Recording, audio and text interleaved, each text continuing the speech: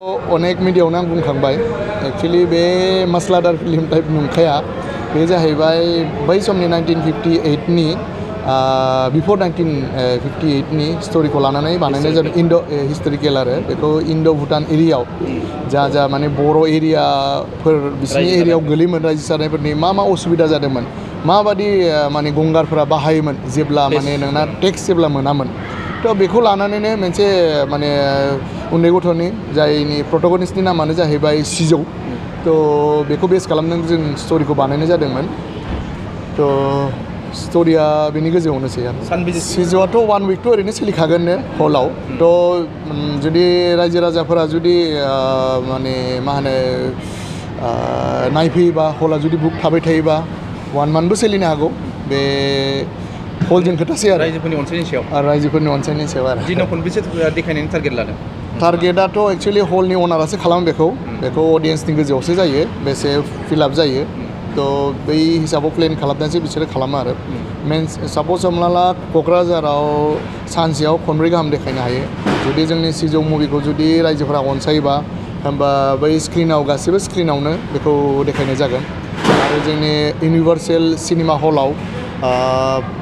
screen होनो थाङोबा मोनथाम दं 3D 2D तो बेयाव अनारा बुंनाय बादिबा फार्स्टआव जोंना मोनथाम श' दं ओमफ्राय बिनि उनाव आरो बारायनानै होगोन होनदों ओमफ्राय साया सिनेमा हलावनो बिदिनो अनारा बुंदों जे रेसपन्सनि सायाव आरो बुस्थुखौ आंनाथ' रायजो राजानि सेम बिसास दंखायो जे रायजो राजाफोरना मोजां मोनगोन मानोना आलादा जायगायाव अनेक आं अननाय मोनदों दा लास्ट जोङो गवायावबो बेखौ स्क्रिनिं खालामदोंमोन बेंगालरावबो खालामदोंमोन आरो गुबुन हादोरावबो खालामदोंमोन तो बिनि रेसपन्सआथ' अनेकनो मोजां तो बिनि आरो जोंनाथ' आरो बेयाव लकेल जाहैबाय तो अननायखौ मोनगोन सानो आरो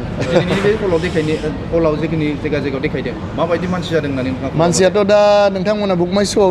नायबानो मिथिगोन फुल श' जानानै दं बे बर'आव एक्सुवेलि बुंनो थाङोबा हिस्ट्रिखौनो बुंनांसिगोन मानोना दिनैनि डेटआव फुल माने बुक जानानै दं दा ভাল লাগিছে হাউচফুল আপোনাৰ বাকীকেইটা শ্ব' হাউচফুল গৈ আছে চ' এতিয়া প্ৰিমিয়াৰ শ্ব'টো হোৱাৰ পিছত যোনখিনি গেষ্ট আহিছে তেওঁলোকৰ ৰিভিউটো শুনিবলৈ ৰৈ আছোঁ আৰু এইটো আমাৰ ফাৰ্ষ্ট ফেজৰ ৰিলিজ হয় বড়ো ভাৰ্জনৰ ৰিলিজটো এতিয়া আমি মানে ষ্টাৰ্ট কৰিলোঁ আজিৰ পৰা চ' এছমিছ ভাৰ্জনটো আমি এইটো ইয়াৰৰ লাষ্টত এৰিম চ' আমি বিচাৰি আছোঁ যে এইখন চিনেমা মানে যিমান পাৰোঁ আমি সিমান অডিয়েঞ্চৰ ওচৰলৈ যাওঁ অকল মানে বড়ো ভাষা কোৱা বা বড়ো ভাষা বুজি পোৱা মানুহখিনিয়ে নহয় চবেই চাওক যাতে সেই লেংগুৱেজ বেৰিয়াৰটো আমাৰ অসমত নাথাকে ট্ৰাইবেল ভাষাৰ চিনেমাও মানুহে চাওক আৰু যিবিলাক মানুহে ট্ৰাইবেল ভাষাও নাজানে তেওঁলোকেও যেন এই চিনেমা চাওক চ' আমি চেষ্টা কৰি আছোঁ তাকে চ' হোপ চব যেন ভাল হওক ছাবটাইটেল আছে ইংলিছ ছাবটাইটেল আছে আৰু অসমীয়াত আমি যেতিয়া ৰিলিজ কৰিম তেতিয়াও আমি চাগে মষ্ট অফ ছাবটাইটেলছ ৰাখিম এক্টাৰ্ছটো আপোনাৰ ওম প্ৰকাশ আছে গম পায় আৰু পেঞ্জি আছে জয়ন্ত নাৰ্জাৰী আছে তো বিশেষকৈ জয়ন্ত নাৰ্জাৰীৰ লগত মোৰ কাম কৰি বহুতেই ভাল লাগিছে তেওঁ ভাল এক্টৰ বুলি মই শুনি আছিলোঁ আৰু তেওঁৰ কাম চাইছিলোঁ তেওঁৰ নাটক চাইছিলোঁ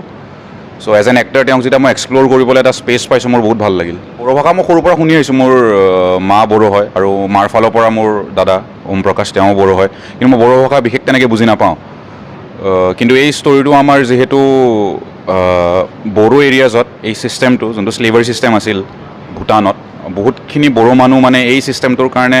তেওঁলোকৰ বহুত মানে জীৱনত অসুবিধা হৈছিলে তেওঁলোক বহুত চাফাৰ কৰিছিলে শ্লেভ হ'বলগীয়া হৈছিল চ' সেইটোৰ কাৰণে মই ভাবিলোঁ যে চিনেমাখনৰ লেংগুৱেজটো বড়ো ৰাখোঁ আৰু মানে মই বড়ো লেংগুৱেজ ফিল্ম মেকাৰ বুলি নিজকে নকওঁ মই জাষ্ট ফিল্ম মেকাৰ হয় মই বিভিন্ন লেংগুৱেজত এক্সপ্ল'ৰ কৰিব ইচ্ছা আছে চ' মোৰ আৰম্ভণি যে বড়ো লেংগুৱেজটো হৈছে মই বহুত ভাল লাগে সেইটো কথা ভাবি কেতিয়াও ভবা নাছিলোঁ যে বড়ো লেংগুৱেজেৰে আৰম্ভ কৰিম চ' তাকে